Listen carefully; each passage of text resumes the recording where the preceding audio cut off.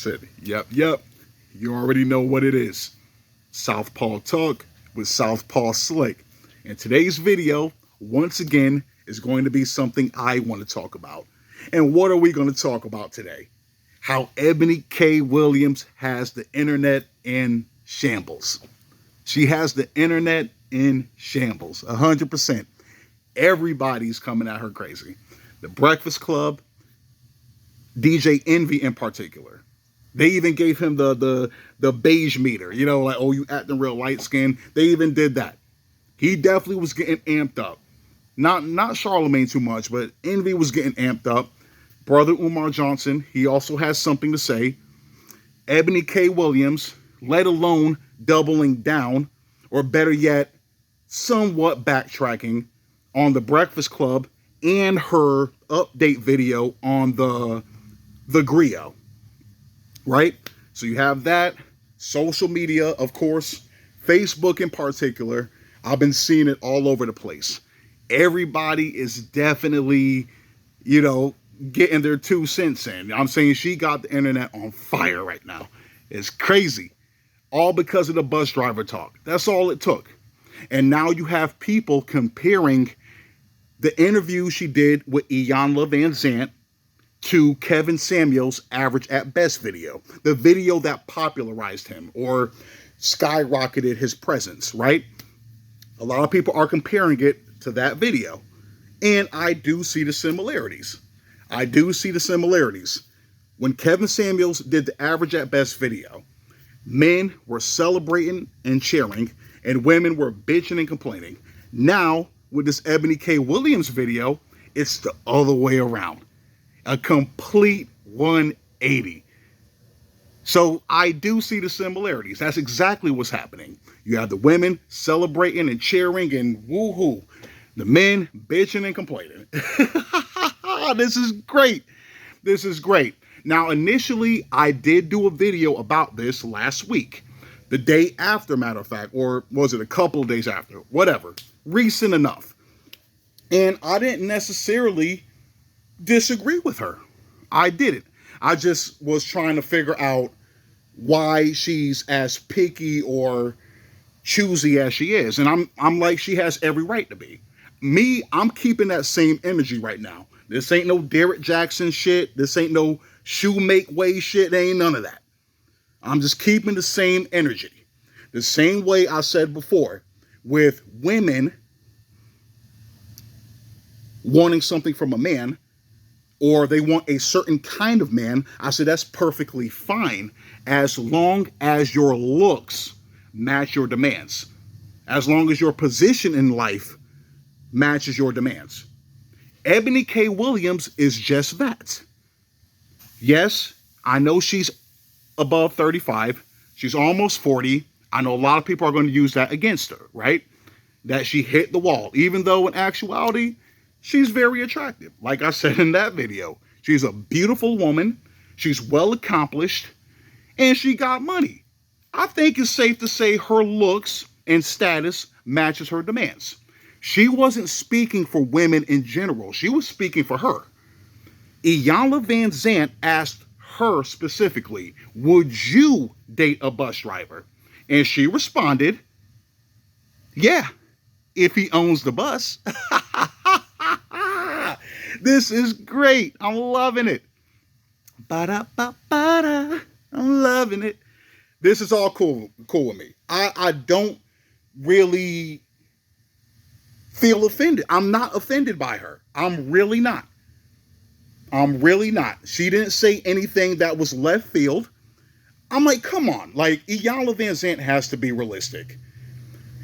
Do you really think Eboni K. Williams or a woman like her is going to date an average, everyday bus driver? No, of course not. And she shouldn't have to. She's in a position where she can want more and demand more. Now, I know some people are going to say I'm simping or I'm caping for her. Not necessarily. Like I said, I'm keeping that same energy. The same way I defend men against fuckery, I'm defending Eboni K. Williams against fuckery. The only thing I disagree with is how she tried to backtrack a little bit she still stood her ground, but she tried to soften the blow. when she got on the Breakfast Club and her update video on the Griot. She tried to soften the blow a little bit because she got too much backlash. I wish she would have just stood 10 toes. She should have stood 10 toes, and that was it. She started to bring in race. I'm saying, talking about black men in particular. Like, black men are not living up to expectation, and they're pretty much complacent with being at the bottom or being just average. You know, like a C or D student, right? I don't necessarily disagree with her, but you wasn't talking like that initially. And this is where Brother Umar Johnson comes in. He said that he heard about the interview. And that you can't speak on out of both sides of your mouth. Like, 1 minute you're just talking about status, and now you're talking about race. And he was saying that basically you threw black men under the bus to justify dating outside of your race, right? And I don't know if I necessarily agree with that. But let's be fair, though. A lot of black men do it. I said, y'all have no problem throwing black women under the bus to justify dating outside your race. Oh, I date white women because of so and so. Oh, I'm going to travel outside the country because black women are so and so. Let's stop the bullshit. Keep that same energy. Like I said before in the first video, that if Eboni K. Williams wants to date outside of race, fine. She already said she did. She didn't hide that. I'm saying, if she says she dates everybody, and she also criticized everybody. She said, I dated them all races, all ages, and pretty much it's men as a whole. That's why I said I don't necessarily agree with Brother Umar Johnson, saying that she's justifying, dating white guys by throwing black men under the bus. I don't necessarily agree with that, because she already vocalized that she dates everyone, right? And she said it wasn't a race thing. So that's pretty much debunked. Now, I do agree with him with saying talking out of both sides of your mouth. Like I said in the interracial thing, which I've been like that for years now, if you're a black person and you date interracially exclusively, you cannot talk about black issues. I know I'm going to get a lot of backlash for this, but I don't give a shit. You cannot talk about black issues whatsoever. Your words are null and void. Or you could talk about it, but it's going to go in one ear out the other. I don't want to hear it. If you're somebody black and you currently date outside your race, even though you date your own, you're on timeout. Meaning, as long as you're with somebody that's not black, you can't speak until you get with somebody that is. That's my stance on it. It's always been, it always will be. That's it. Even for myself, you know me, first and foremost, black women are always going to be my first choice. Even though I'm open to dating somebody Hispanic, as long as they have a more ethnic look, not a Eurocentric looking one. But if I were to date one that's not Afro-Hispanic, I can't talk about black issues for the time being. I wouldn't be able to. I would cancel myself out. You know what I mean? But more than likely, that's not going to happen. Like I said, I want a sister on my arm. That's why I'm not dating anybody at all. Well, for one, because I'm not where I want to be 100%. But like I said, but then again, everybody's kind of fucked up right now. But getting back on topic, Eboni K. Williams, going back to her, Eboni K. Williams, her net worth, even though net worth is not exactly what you have in a bank, I know people misconstrue that, but her net worth is $3 million, right? So it's pretty safe to say that she's well off. She's well off, well accomplished, right? A bus, the bus itself, an operating bus, costs anywhere from $500,000 to $550K. And that's just the bus itself. That's not even counting maintenance and gas. You're probably looking at over $1 million just right there. I mean, of course, if it's lucrative, you'll get that money back, right? Yes, that's not as much as she's making, right? But it's close enough. That's somebody that can at least, stand neck and neck with her. You know what I mean? So it makes sense why she would say something like that. Even though I'm sure she wouldn't date a bus driver at all. But then again, maybe she would. Like I said, like she said, if he owns the bus. So I'm saying if it's a dude that owns the bus and he has other redeemable qualities, she probably would give him a shot.